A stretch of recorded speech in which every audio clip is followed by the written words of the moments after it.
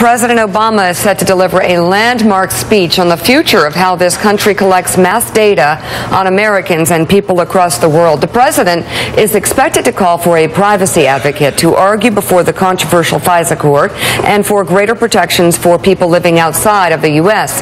And Reuters reports that he will ask that bulk metadata not be stored by the government. He's also expected to call for judicial approval every time the database is searched.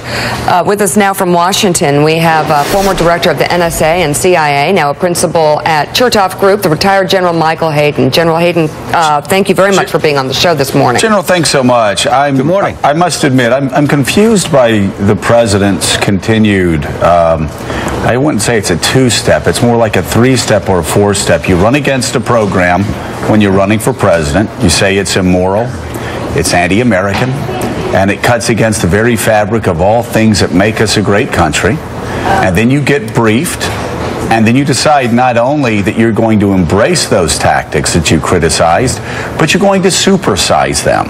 And you're going to make them even more expansive. And then something happens like, let's say, Edward Snowden, or a drone strike gone awry, and you wring your hands in discomfort. And then you say, well, I'm now going to reform these and change these tactics, which I decided were so important to the safety of Americans that I actually expanded what Bush and Cheney did, but I'm going to take them away from future presidents. Could you, General, explain the wisdom of this in military terms? Right. Well, it's certainly what makes life in the permanent government very, very interesting. And frankly, Joe, I think the transition between Senator Obama and President Obama, national security looks different from the Oval Office than it does on the campaign from a hotel room in Iowa.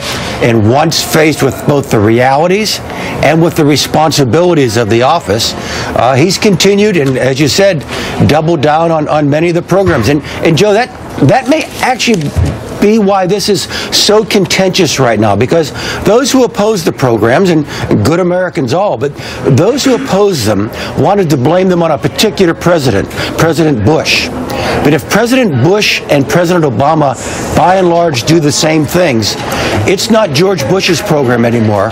It's America's program. It's America's program, right? And General, I want to be very clear.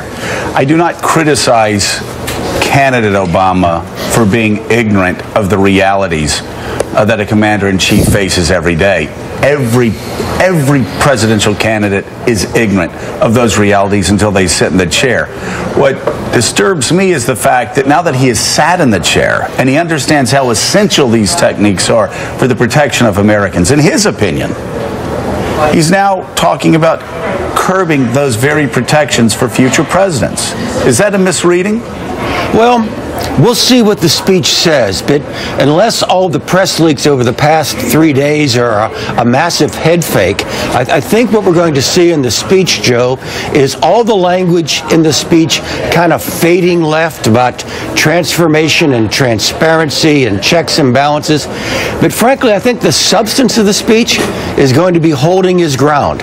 And I don't know that American intelligence agencies are going to be doing a whole lot of things different in a week, a month, or a year than they're doing right now. If they are, I think Snowden's place in history might, it'll be interesting to see how that pans out. Julie Pace in Washington has a question for you, General.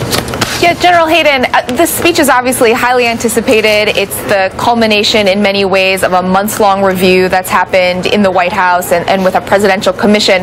But I'm curious for your opinion based on some of the things we have seen over the past couple days that have come out about what the president is going to recommend. Do you see anything that actually does curb the NSA's power, particularly as it relates to the phone record collections, or are these largely cosmetic changes or layering on other levels of oversight? Well, you've got two elements to the phone records program. One is who holds the data, and secondly, who okays the questioning of the data. I think the president's going to punt the first question to Congress, and NSA will continue to hold the data, and Congress won't come up with an acceptable change, and so the data will still be held by the National Security Agency, and frankly, I think that's fine. There's some dispute as to whether the president will allow NSA to query the data directly or have to go to a FISA court judge judge every time they do that. And I've actually got, Julie, some pretty strong feelings about that. You know, I was the director of NSA prior to 9/11. And if you direct the agency, they've got to go to a judge before they query data that is already there and already lawfully collected. That really feels like September 10th to me. That's a pre-9/11 mindset, and that would make me uncomfortable.